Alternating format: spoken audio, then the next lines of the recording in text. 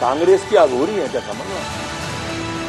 देश में कोविड की दूसरी लहर के बाद अब तीसरी लहर की चिंता है, लेकिन जो मौत के आंकड़े सामने आए उसके बाद उन पर हो रही सियासत क्या अपनी मानवीय संवेदना खो बैठी है? मंगलवार को पूर्व मुख्यमंत्री कमलनाथ की तरफ से शमशान में मुर्दों की बात के नाम से जो ट्वीट किए गए, उससे बीजेपी को तो यही लगता है।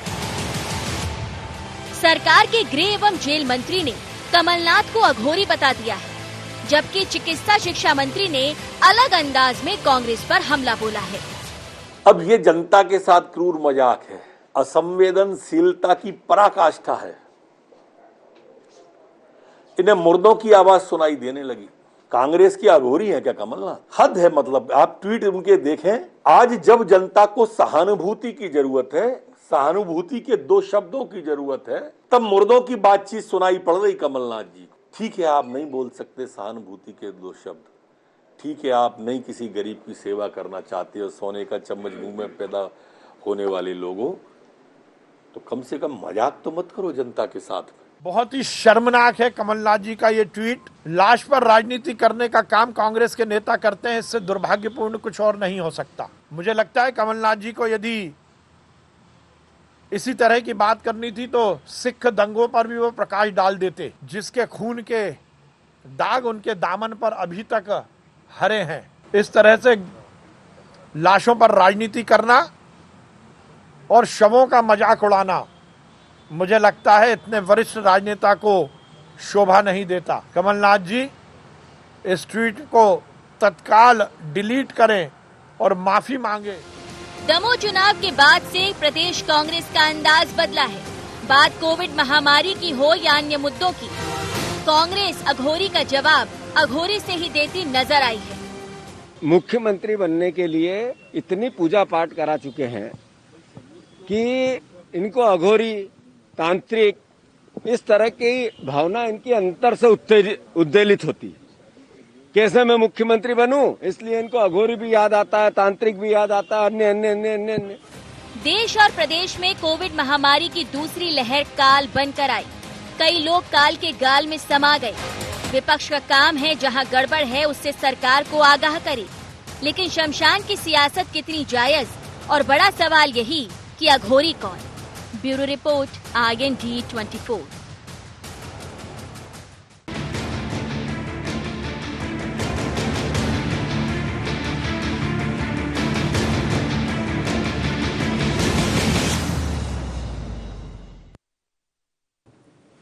नमस्कार, IND एजेंडा सियासी अघोरी में आपका स्वागत है। मैं हूं आपके साथ नवीन पुरोहित। चर्चा को विस्तार देंगे, उसके पहले IND एजेंडा के मुख्य बिंदुओं की तरफ एक निगाह डालते हैं। आपदा में अनावश्यक बयानबाजी क्यों? क्या तांत्रिक अघोरी में उलझ गई राजनीति? क्या महामारी का माहौल उड़ा रही कांग्रेस? क्या साथ देने का वादा कर फिर मुकर गया विपक्ष? नमस्कार, चर्चा में आप सबका इन्हीं सवालों के साथ पुनः स्वागत है। मध्य प्रदेश में कांग्रेस के मुखिया, नेता प्रतिपक्ष कमलनाथ जी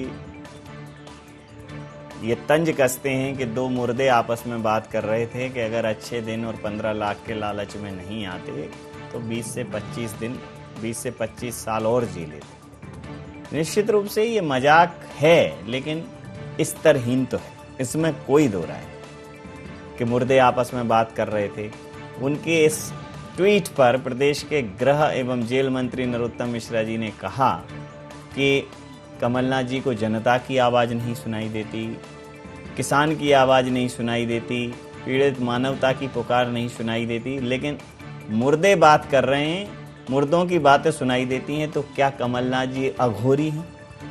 जीतू पटवारी जी ने पलटवार किया कि नरोत्तम मिश्रा जी अपनी महत्वाकांक्षाओं के लिए पूजा पालागन कराते रहते हैं, पूजा अर्चना कराते रहते हैं, तो क्या उनको ज़्यादा ज्ञान है कि तांत्रिक क्रिया क्या होती है, अघोर पंथ क्या होता है?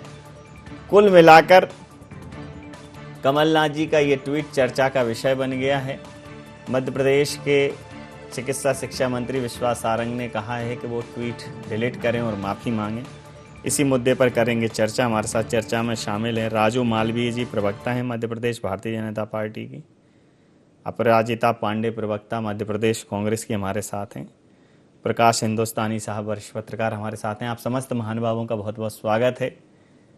सीधा सवाल अपराजिता जी आपसे कर लेता हूं कि एक किसी फिल्म में था कि मिसाल तो ढंग की दिया करो, उदाहरण भी तो ऐसे दें कि जिनका अपना एक स्तर हो और खासकर उस मुद्दे पर जो संवेदनशील हो, जिससे पूरा जनमानस जूझ रहा है जिस पीड़ा से, उसमें अगर हम मुर्दों पर, शवों पर, शमशानों पर, मौतों पर इस प्रकार के हल्के शब्दों का या हल्के उदाहरणों का उपयोग करेंगे, खासकर तब जब आप बड़े पदों पर बैठे हुए लोगों से ये उम्मीद करें, तो निश्चित रूप से कहीं ना कहीं निराशा होती है।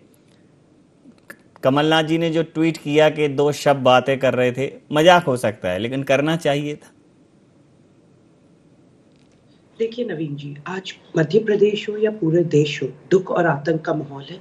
हम सब कोविड की महामारी से गुजर रहे हैं और जो ये सेकेंड वेव है, इसको बार बार यहाँ पर ये याद दिलाना बहुत जरूरी है कि हु फेल्ड इंडिया। ये सेकेंड वेव जिस तरीके से आई, और भारतीय जनता पार्टी की जो केंद्र सरकार हो, राज्य सरकार हो, हर किसी ने इसके बारे में कहा था। पार्लियामेंट्री स्टैंडिंग कमेटी हो, ICMR की रिपोर्ट हो, वैज्ञानिकों की बात करें, विशेषज्ञों की बात करें, किसी की बात नहीं सुनी गई।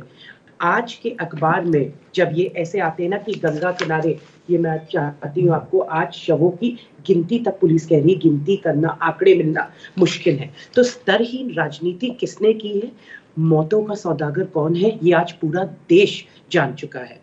जिस भी प्रकार से चाहे केंद्र सरकार का रवैया हो, चाहे मध्य प्रदेश की राज्य सरकार का रवैया हो, आप देखिए किस प्रकार से कोविड महामारी को इन्होंने अनियंत्रित बढ़ने चला दिया गया।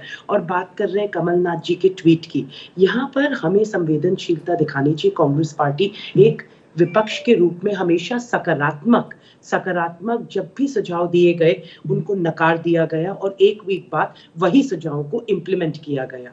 ये इनकी राजनीति है।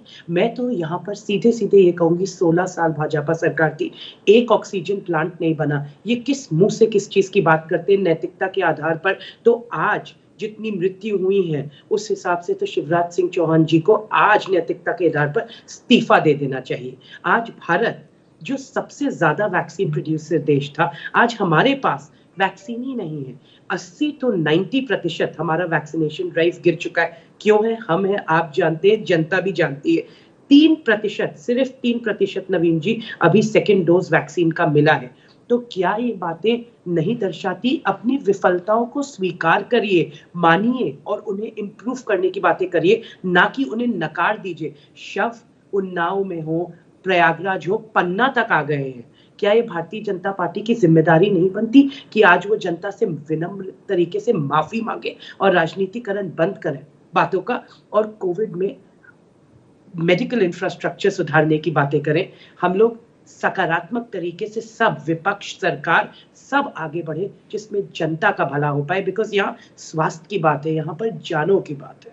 जी, राजू मालवीय जी, प्रतिक्रिया अपेक्षित है आपसे।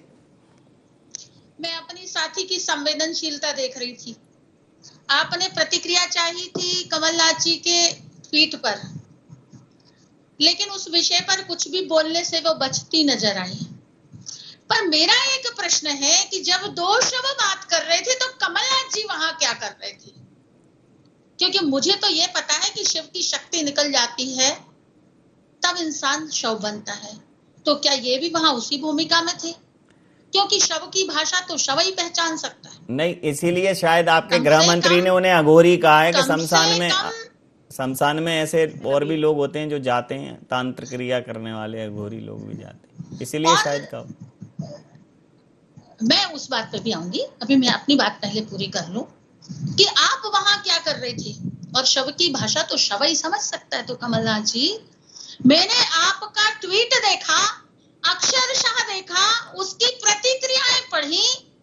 138 प्रतिक्रियाओं में लगभग 120 प्रतिक्रियाएं छिंदवाड़ा वालों की थी जो शर्मसार हैं आज, जिन्होंने आपकी प्रतिक्रिया पर, आपके ट्वीट पर जो प्रतिक्रिया दी वो बहुत दुखद थी, वो बहुत नफरत भरी थी, वो बहुत घृणास्पद। वो उन्होंने कहा कि क्या आपको ऐसे शब्दों का इस्तेमाल करना चाहिए, उस समय करना चाहिए जिस समय आज सारा विश्व एक महामारी से जूझ रहा है। कहां गई आपकी मानवता?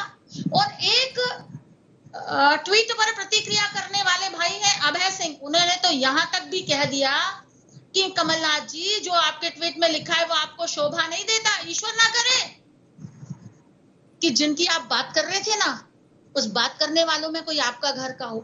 मतलब इस स्तर तक पाठक को कष्ट हुआ है कमलनाथ जी के ट्वीट से। भाजपा कांग्रेस की बात तो मैं बाद में करूंगी, लेकिन एक आम जनमानस की बात मैं कर रही हूं। और दूसरी बात, उनके ट्वीट में आगे कहा गया था कि यदि 15 लाख के लालच में नहीं आते तो कोरोना नहीं होता, यहाँ नहीं होते। तो 15 लाख मिल जाते तो कोरोना नहीं होता। सारे विश्व में कोरोना क्यों हो गया? और में राजू मालविया जी, कोरोना का एंटीएम हो चुका है, हम कोविड अप्रोप्रिएट बिहेवियर छोड़ दें। प्रश्न किया होगा कमलनाथ जी आपसे, हम प्री कोविड टाइम्स में चले जाए, ये आपके स्वास्थ्य मंत्री ने कहा, उस पर भी प्रतिक्रिया दी जरा। लाश थी 4000 लोग भारत में प्रतिदिन मृत्यु दर है। उन लाशों में चौधरी अजीत सिंह की नैतिकता के लाश थी। आधार पर आपको उन कुछ भी लाशों में बोलना यहाँ अशोक शोभा दुबे नहीं जी की देता। भी लाश थी, प्रकाश सेन जी की भी लाश थी, ब्रजेश सिंह राठौर नवीन की जी भी यहाँ थी, से जो राजन एमपी है वो परवेज कहती की है भी गौमूत्र पी और लो तो मेरी कोरोना बहन खत्म हो मानवी जाएगा। चौहान जी की ये भी भारतीय थी। जनता पार्टी कमलनाथ का जी, चाल 15 चरित्र वो लाख सांसद आप ये बात करके ये आपने सांसद सारे महोदया ये का सांसद कहती है। सांसद महोदया का सारे उनका अपना शब्दों को एक्सपीरियंस आपने है, आज ही बता दिया, इसका मतलब उनका ये अपना है एक्सपीरियंस है। खैर ऐसे खैर मूल आ रहा भाई हूँ बहन मैं मरे। अपराजिता जी, जनता को अपने यहाँ क्या बनवाई बंद करते हैं ना तो लोगों को समझ में आता है। आ रहा हूँ अब। मैंने अपराजिता आपको शांतिपूर्वक सुना, आप शांतिपूर्वक सुनने का धैर्य जी और जी साहस रखें। मैं राजू जी आपके समय में मैं जी सुनूंगी, जी आप जो कहेंगी वो मैं सुनूंगी, लेकिन इस समय चुप रहिए। जी जी जी जी उन बोलिए। लाशों में मेरे अनेक कांग्रेसी भाई बहनों की भी लाशें थी, लेकिन आपने सिरे से सबको अपमानित कर दिया, आपने सिरे से सबको लालची बता दिया, आपने मीडिया के बंधुओं को बता दिया, उनके परिवारजनों को बता दिया, संतों को बता दिया, आम जनता को बता दिया, और कांग्रेस के निष्ठावान कार्यकर्ताओं को भी आपने ये बता दिया कि 15 आ रहा लाख हूँ रुपए के अगले लालच राउंड में में मैं तुम आ मर रहा हूँ। गए। आप दोनों लोगों की बात बहुत- पर आप दोनों लोगों की बात पर प्रतिक्रिया के दुर्भाग्य साथ है कमलनाथ जी, आप दोनों कि लोगों जिस की तरह बात पर बात प्रतिक्रिया आपने के कही है। साथ मैं प्रकाश हिंदुस्तानी साहब से पूछना चाहता हूं कि कमलनाथ जी बड़ा संतुलित बोलते हैं, और खासकर ऐसे मुद्दे पर जो आज पूरे विश्व में महामारी के तौर पर फैला है, पूरे विश्व में जिसने अफरा तफरी मचाई हुई है, हाहाकार मचा हुआ है। क्या विकसित देश, क्या विकासशील देश, क्या पिछड़े देश, कोई ये नहीं कह सकता कि उसकी तैयारी इसके लिए बहुत अच्छी थी। चाहे इटली की बात करें, अमेरिका की करें, जर्मनी की करें, इंग्लैंड की करें, तो महामारी सब जगह फैली। फिर भारत की बात करें तो फिर उन प्रदेशों की भी करें जिनमें गैर भारतीय जनता पार्टी की सरकारें हैं, जैसे पश्चिम बंगाल है, जैसे पंजाब है, छत्तीसगढ़ है, राजस्थान है। लेकिन जब आरोप प्रत्यारोप के दौर में ऐसे शब्दों का चयन हो जाए बड़े लोगों से, तो फिर निश्चित रूप से उस पर प्रतिक्रियाएं उसी तरह की आएंगी। ये जो सर ट्वीट उन्होंने रीट्वीट किया कमलनाथ जी ने, उसमें अपना फ्लेयर ऐड करके, आपको क्या लगता है कि क्या ऐसे मुद्दे पर इस प्रकार के ट्वीट की कोई प्रासंगिकता थी, जरूरत थी? आपने कहा कि मजाक है, मजाक भी है तो बहुत क्रूर मजाक है और क्रूड मजाक है। तो इस तरह के क्रूड मजाक की अपेक्षा, क्रूड ट्वीट की अपेक्षा अपेक्षा कमलनाथ जी से तो नहीं की जा सकती। अब कमलनाथ जी हैं बुजुर्गवार नेता, कई बार उनकी जुबान फिसल जाती है, तो हो सकता है कि जैसे उन्होंने किसी को आइटम कह दिया था। एक बार उन्होंने कहा था कि हमारे विपक्षी नेता क्या अपनी पत्नियों के जेवर बेच के चुनाव लड़ते हैं, मोदी जी के पास चुनाव लड़ने का खर्चा कहां से आता है। बहुत सारी विवादास्पद बातें वो कहते रहे हैं। हो सकता है कह रहा हूं कि हो सकता है उनका ट्विटर अकाउंट कोई उनका पीआर मैनेजर या कोई और व्यक्ति देखता हो, तो उसे सुधारना चाहिए, उन्हें शिक्षा देनी चाहिए कि इस तरह की बातें नहीं करनी चाहिए। ये ट्वीट सम्मानजनक नहीं है, अभद्र है और मानवीय गरिमा के खिलाफ है। भले उसमें तंज है लेकिन मानवीय गरिमा के खिलाफ है, इसे ट्वीट नहीं होना चाहिए। नवीन जी उसके बाद जो इस पर प्रतिक्रियाएं आई हैं उसको लेकर जीतू पटवारी और नरोत्तम जी के बीच में जुबानी जंग तेज है। बिल्कुल आपने ठीक कहा कि ऐसी प्रतिक्रियाएं नहीं होनी चाहिए जो मानवीय गरिमा के खिलाफ हैं। खासकर नरोत्तम जी की बात करें, उन्होंने जब आप शमशान की बात जी एक प्रश्न पूछना लाजमी। जी ये कह रहे थे कि उनके कमलनाथ जी ने सबका ये तो उन्होंने याद दिला दिया, हमारे जो प्रधानमंत्री उन्होंने किस प्रकार की भाषा का यूज किया है, यहाँ पर हम कोविड महामारी की बात अपराजिता जी, उसका कोई अपराजिता जी मेरी बात तो सुनिए। प्रधानमंत्री जी ने किया तो क्या प्रधानमंत्री जी ने किया तो किसी ने समर्थन किया? क्या प्रधानमंत्री जी ने किया तो अगर किसी ने इस तरहहीनता की बात की? आए दिन इनके मंत्री आए दिन उल जलूल बनाने तो आए दिन आपने किसी अभी जो प्रकाश हिंदुस्तानी अपराजिता जी कहना चाहिए, मालवीय जी उत्तेजित मत होइए। अपराजिता जी अरे अपराजिता जी अपराजिता जी अरे लाशें किसने बिछाई है ये पता है आपको? ये कहने का अपराजिता जी जनता को बताइए। अपराजिता जी केंद्र सरकार की विफलताओं अपराजिता जी राजो जी मैं बहुत जिम्मेदारी से, वैसे तो अपराजिता जी चूंकि आप मेरी तरह ही नवोदित हैं, बतौर प्रवक्ता आप नवोदित हैं और बतौर प्रस्तोता मैं नवोदित हूं, लेकिन हमें अपने क्षेत्र से जुड़े हुए लोगों के विषय में अध्ययन जरूर कर लेना चाहिए। प्रकाश हिंदुस्तानी साहब इस मध्य प्रदेश के पटल पर पत्रकारिता का वो प्रकाश हैं जिन्होंने डिजिटल मीडिया पर सर्वप्रथम डिजिटल मीडिया की देश में सबसे पहले शुरुआत की। आपके लेख, आपके आर्टिकल पूरे देश में पढ़ेगा। तो मेरा कहना यह है कि चूंकि संदर्भ ये है, उन्होंने ये कहा कि जो भी ट्वीट मानवीय गरिमा के खिलाफ होते हैं उन्हें नहीं करना चाहिए। उसमें कोई कमलनाथ जी शामिल अकेले नहीं है, ना उसमें मोदी जी हैं, वो किसी का फेवर नहीं कर रहा है। अगर मोदी जी इस प्रकार का ट्वीट करेंगे तो मोदी जी को सुनना पड़ेगा, और मोदी जी अगर इस प्रकार का ट्वीट करते हैं तो क्या कांग्रेस को लाइसेंस मिल जाता है? अगर उन्होंने गलत किया तो आप भी गलत करेंगे? देखिए नवीन जी, हमारी तो हमेशा से कोविड महामारी के चलते हुए, यही मैं मालवीय जी को भी बताना चाहती हूँ और इनको भी बताना चाहती हूँ, कांग्रेस ने हमेशा एक रिस्पॉन्सिबल विपक्ष की भूमिका निभाई है। हमने बहुत पहले चेतावनी दी थी, और जो मैंने आपको फैक्ट्स और फिगर्स के बताया कि किन किन एजेंसीज ने पहले चेतावनी दी थी। अभी आप कह रहे थे इटली हो, स्पेन हो, हाँ सबके पास कोरोना महामारी आई, बट किसी को सेकेंड वेव में इस प्रकार की आपने देखा मृत्यु दर किसी भी देश में नहीं हुआ। उसका रीजन है गैर जिम्मेदार पॉलिसीज। आपने पश्चिम बंगाल की बात की, तो हमारे प्रधानमंत्री कोविड महामारी में जाके कहते हैं कि आज मुझे बड़ी प्रसन्नता हुई, बहुत खुशी हुई कि इतनी भीड़ एकत्रित हुई हो। एक प्रधानमंत्री का पद एक गरिमा का पद होता है, एक ऊंचा पद होता है, जब संवैधानिक पद होता है। जब आप ऐसी बातें करते हो और कोविड महामारी में रोज आंकड़े बढ़ते ही चले जा रहे हैं, तो मृत्यु दर और तो देश को इस लेवल पे आज आपने लाके रख दिया है। और प्रदेश को भी 16 साल हो गए भाजपा की सरकार को एक ऑक्सीजन प्लांट मध्य प्रदेश में नहीं बना। अपराजिता जी, ये इनकी असलियत है। अपराजिता जी एक प्रश्न पूछ लूं, इस कोविड के जो सेकेंड फेज में राज्यों को केंद्र ने सारे अधिकार राज्यों को हस्तांतरित कर दिए थे कि लॉकडाउन कैसे करना है ना? ये आपको मालूम है? एक चीज नहीं सुनिए नवीन जी, ये बहुत अच्छी बात कही, और ये इनके दर्शकों को और पूरी जनता को भी पता होना चाहिए। देखिए तो छत्तीसगढ़, राजस्थान, महाराष्ट्र, भाई राहुल जी ने एक एडवाइजरी दी, तो भारतीय जनता पार्टी राहुल जी को गंभीरता से नहीं लेती, लेकिन जहां कांग्रेस की सरकार थी या कांग्रेस के संगठन में सरकारें थी, विशेषज्ञों को, वैज्ञानिकों को गंभीरता से नहीं लेती। राहुल गांधी जी की बात क्या कर रहे हैं? तभी तो अपनी टास्क फोर्स को गंभीरता से नहीं लेती, तभी तो भारत देश का यह हाल हो गया।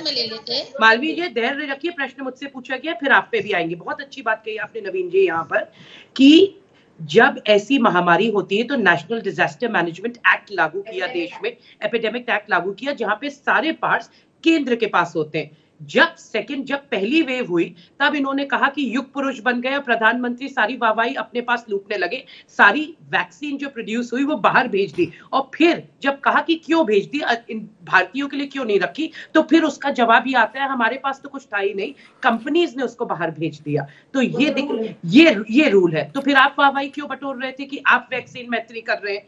इस सरकार इतनी विफल हुई है कि आप देखिए, जब सेकेंड वेव आई और हालात हाथ से बाहर निकल गए तो कह दिया कि केंद्र सरकारें करें।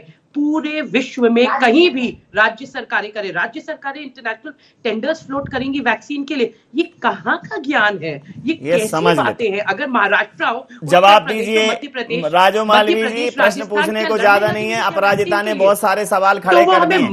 पूछ लेता हूँ अपराजिता जी, पूछ लेता हूँ अपराजिता जी पूछ लेता हूँ अपराजिता जी ने एक और चीज, एक चीज, पहली बार इतने सालों में आज आत्मनिर्भर भारत का डंका बजा है, फॉरेन एड ले लेकर आत्मनिर्भर। सुन लीजिए अब अपराजिता जी, सुन लीजिए जी। राजो मालवीय जी। नवीन जी, जिस दिन हम कोरोना वॉरियर्स का हौसला बढ़ा रहे थे, आप मजाक उड़ा रहे थे। ये कांग्रेस की नीति थी। जिस दिन पे बात करिए, रिसर्च में लग चुके थे वैक्सीन के, आपको मजाक लग रहा था। और जिस दिन वैक्सीन आई उस दिन आप वैक्सीन का मजाक उड़ा रहे थे। उस दिन आप वैक्सीन पर अविश्वास कर रहे थे। उस दिन आप तरह तरह के तंजे कस रहे थे। और अगर विश्व को, अनेक देशों को हमने मदद की, तो उस मदद का परिणाम आज हमारे सामने निकल कर आया। और रही बात अभी इस बात की कि क्या ये ट्वीट नासमझी में कर दिया गया, किसी और ने कर दिया गया, नहीं भाई साहब, प्रकाश जी भाई साहब, आपको सैल्यूट करती हूँ। लेकिन मेरी एक बहुत महत्वपूर्ण बात की तरफ आपका ध्यान जरूर दिलाना चाहती हूँ। हम 2 दिन से राहुल गांधी और पप्पू क्या टूल किट देख रहे हैं। एंड उस टूल किट का आपको पता नहीं है, उस पे आपके एफआईआर दर्ज हो गई है, संबित पात्रा पर। क्या टूल किट? जनता को भ्रमित करना बंद कर रही है। क्या अपनी जबान को लगा दीजिए, अच्छे से बात करिए। ये राहुल खुद गांधी अपनी जी की आज्ञा का पालन करने में कमलनाथ जी ने ये ट्वीट किया। ट्रोल किट की बात करिए। इस ट्रोल किट ट्वीट है, के ट्रोल किट द्वारा नहीं है। भारत की प्रतिमा को बिगाड़ना, प्रधानमंत्री जी को डिमोरलाइज करना, उनको प्रतिमा को डिसमेंटल करने की कोशिश करना, कुंभ को सुपर स्प्रेडर कहना, ईद को हैप्पी सोशल गैदरिंग कहना, आपको पता नहीं उनके आंकड़े राजो मालवीय इमेज जी, डिसमेंटल उनके करने आंकड़े के आपके लिए सामने यूज लाऊं? करना। और सेंट्रल विस्टा जो कांग्रेस का शुरू किया हुआ प्रोजेक्ट है, उसको भी मोदी तो जी का कांग्रेस का शुरू, अरे राजो जी कांग्रेस का शुरू किया हुआ प्रोजेक्ट है, अगर गलत है तो रोक दीजिए, समय ठीक नहीं है तो रोक दीजिए। कांग्रेस का कोई प्रोजेक्ट है तो क्या गन पॉइंट पे पूरा करा रही है कांग्रेस? हाँ, कांग्रेस के प्रोजेक्ट इन्होंने बहुत पूरे किए हैं। जैसे मेरी बात नवीन जी, मैंने उसको क्या कहा, उस शब्द को सुनिए कि सेंट्रल विस्टा जो हमारे लोकतंत्र के मंदिर निर्माण का एक बड़ा अभियान है, आपने पत्र लिखा था, आपने डिमांड की, हमने जरूरत महसूस लोक की, से लोकतंत्र है, पहले लोग खतरे में है, तंत्र का मंदिर बाद में, अभी एक मंदिर है ना। चलिए बदनाम करने की कोशिश, चलिए अंतिम प्रतिक्रिया के साथ चर्चा समाप्त करूंगा। राजो जी अपराजिता जी सुन लीजिए। भैया मैं आ रही हूँ। 12 स्टेट हैं जो गैर भाजपा शासित हैं। उन 12 स्टेटों की कुल आबादी 71.88 करोड़ यानी 52% है। और 12 स्टेटों में कुल कोरोना केस है 1.66 करोड़ यानी 67.47%। कुल एक्टिव केस है 59.14%। चलिए मैं, अच्छा आपने आंकड़ा कर लिया, समझ गया हूं मैं अब समय के अंतिम चरण में हूं। प्रकाश जी से मैं प्रतिक्रिया लूंगा। प्रकाश जी, हम लगातार ये उम्मीद कर रहे हैं कि सत्ता पक्ष और विपक्ष एक साथ आए।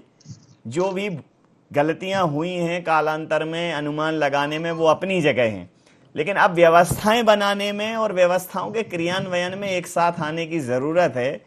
लेकिन चाहे मध्य प्रदेश की बात हो या किसी अन्य प्रदेश की बात हो, लगातार तकरार हो रही है। प्रधानमंत्री जी ने अपने कार्यक्रम में ये कह दिया है कि अनुमान लगाने में हम फेल हो गए हैं और हमें राज्य सरकारों से सहयोग की अपेक्षा है, तो वर्तमान स्थिति में मुझे लगता है कि अब दोनों बड़ी जो पार्टियां हैं, भारतीय जनता पार्टी और कांग्रेस, इनको वाकई में अब इस समय पे बहुत सारी चीज़ों को दरकिनार करते हुए सोचना चाहिए।